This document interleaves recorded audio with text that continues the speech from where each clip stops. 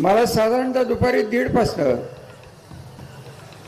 एक 10-20 फोन प्रमुख चॅनलमधनं आले की तुम्ही काही अजितदादांना सोडून तिकडे चाललाय का? हो नाही काय बोलायचं हे मला काही सुचना. कारण शरद पवार यांना मी 2 वेळा भेटलो अशा बातम्या सुरू आहेत. पण ज्या माणसानं मी आमदार नसताना मला मंत्री केलं, विधान परिषदेचं सभापती केलं, त्या माणसाला पक्षफुटीवेळी सोडून मी अजित पवार यांच्याकडे गेलो. मी पवार साहेबांना आज तागायत भेटलेलं नाही. कुठल्या तोंडाने मी त्यांना भेटू हे मला तुम्ही सांगा. ज्या माणसाने मला आमदार नसताना मंत्री केलं 2009ला, त्या माणसाला सोडताना माझ्या जीवाला काय वाटलं असेल हे आम्हाला माहिती आहे. आमच्या घराच्या या परंपरा नसताना केवळ तुम्हाला डोळ्यासमोर ठेवून आपल्याला संरक्षण मिळेल मनाला दाबून पवार साहेबांना सोडलं हेही प्रामाणिकपणे सांगेन. आणि जर जायचंच झालं पवार साहेबांच्याकडं तर तुम्हाला साक्षीला घेऊन तुम्ही जर मला शब्द दिला की जो बापू बोलला की ईडी लागून द्या नाही तर बिडी लागून द्या, मला न्याय मिळत नसेल आणि कार्यकर्ता घरी बसणार असेल, कार्यकर्त्यांना फोडण्याचा प्रयत्न होणार असेल तर आम्ही काय करायचं असा उद्विग्न सवाल करत मला तुतारीकडे जा असं कार्यकर्त्यांनी सांगणं हा ऐतिहासिक क्षण असल्याचं ते म्हणाले. आज मला तुम्ही सांगताय की तुतारीकडे जा, हा मोठा ऐतिहासिक क्षण फलटण तालुक्याच्या राजकारणात आलेला आहे. आणि कार्यकर्त्यांनी जेव्हा जे सांगितलेलं असतं ते नेत्याच्या कानावर घालणार आणि योग्य तो निर्णय घेणार. कुठल्या तोंडाने मी त्यांना भेटू असं सांगताना रामराजे नाईक निंबाळकर काहीसे भावुक झाले. अजितदादांच्याकडे जा, अजितदादांच्याकडे जा, तुतारीकडे जा, तुतारीकडे जा.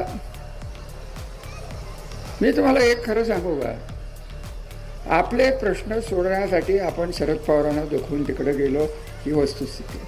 शरद पवार ते अत्युच्च पातळीवरचे नेते, त्यांना काय मी काय बोलणार शरद पवार साहेबांना.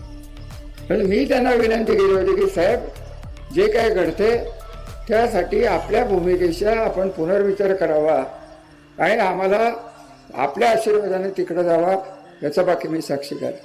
घराण्याची अशी परंपरा नसताना केवळ जनतेला संरक्षण मिळेल म्हणून मी शरद पवार यांना सोडण्याचा निर्णय घेऊन अजितदादांकडे गेलो. हा निर्णय घेताना माझ्या जीवाला काय व्यथा झाल्या असतील हे माझं मला माहिती आहे असं देखील ते भावनिक होऊन म्हणाले. अरे आज हिंमत असले तर ये चल, मी अपक्ष उभा करतो, तू अपक्ष कर, चल बाद झालं. पार्टीने शरद पवार झाली आहे का हिंमत? चल ये चल, तू छत्री घे आणि तू कुत्रं घे.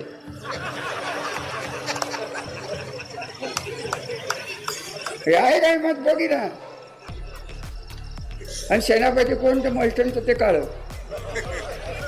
विधानसभा निवडणुकीच्या पार्श्वभूमीवर फलटणमध्ये शनिवारी रात्री आयोजित करण्यात आलेल्या कार्यक्रमात रामराजे नाईक निंबाळकर बोलत होते.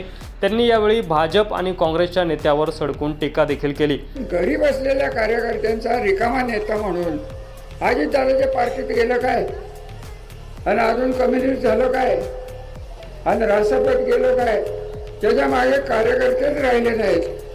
अशा माणसाला, अशा नेतृत्वाला अजितदादा तरी काय करू शकणार आहेत? पवार साहेब आज सत्तेत नाही, त्यामुळं आपण अजितदादाकडून अपेक्षा ठेवली आहे कारण ते सत्तेत आहेत.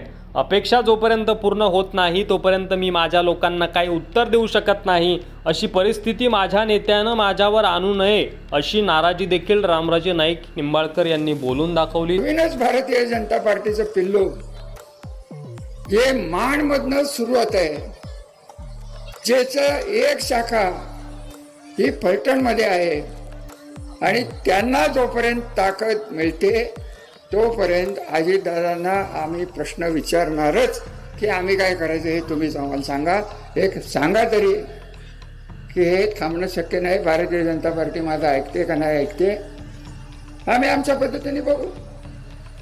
माझं काही शरद पवारांशी भांडण नाही, माझं मोदींशी भांडण नाही, माझं देवेंद्र फडणवीसांशी भांडण नाही, माझ्या तालुक्याचं तर मला बघायचे अधिकार आहेत की नाही. थोडक्यात आमच्या अपेक्षा जर पूर्ण झाल्या नाही तर आम्ही पवार गटात जाऊ शकतो, आम्हाला मार्ग खुले आहेत असा इशाराच त्यांनी अजितदादा पवार यांना दिलाय असं देखील बोललं जात आहे. मी अजितदादाला हे सगळं सांगणार आहे. अजितदादा त्याच्यावर योग्य तो निर्णय घेतील. त्यामुळे अजितदादा पवार गटातील रामराजे नाईक निंबाळकर आणि रमेश थोरात हे 2 बडे नेते पवारांची तुतारी वाजवण्याची शक्यता आहे. अजून काय बोलू? आता कशाला ओरडतो? जरा बिघडला का? बापू जेवायचा देवा होता. त्यामुळं येत्या काळामध्ये रामराजे नाईक निंबाळकर शरद पवार गटात जातात का हे पाहणं महत्त्वाचं ठरणार आहे. हे बघा, अजितदादांच्याकडे गेलो, विचारपूर्वक गेलो, पवारसाहेबांना दुखवलं, वाईट वाटलं तरी गेलो. जे काही याच्या पुढे होईल तो निर्णय तुम्हाला केंद्रबिंदू धरून, जर माझा कार्यकर्ता सत्तेतनं जर असुरक्षित असेल तर आपल्याला वेगळा विचार करायला लागेल. एवढं बाकी निश्चित मी तुम्हाला सांगतो. यावर तुम्हाला काय वाटतंय कमेंट बॉक्समध्ये लिहायला विसरू नका. चॅनलवर नवीन असाल तर सबस्क्राईब करा.